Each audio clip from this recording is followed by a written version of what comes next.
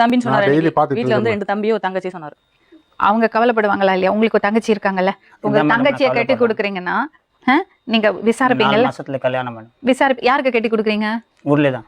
தெரிஞ்சவங்களுக்கு இல்ல தெரிஞ்சவங்க ஊர்ல இருந்தா ஒரு தள்ளி. விசாரிச்சு கொடுக்குறீங்க. ஆமா. உங்க தங்கச்சிக்கு தெரியாத ஒரு மாப்பிள்ளைய கொண்டு வந்து தங்கச்சி முன்னாடி கொண்டு வந்து நிறுத்திருந்தாங்கன்னா நீங்க விசாரிப்பீங்கல்ல? ஆமா கண்டிப்பா. அதுதான் விசாரிக்கிறோம். SLC பாஸ் பண்ணிட்டீங்களா? அது பாஸ்.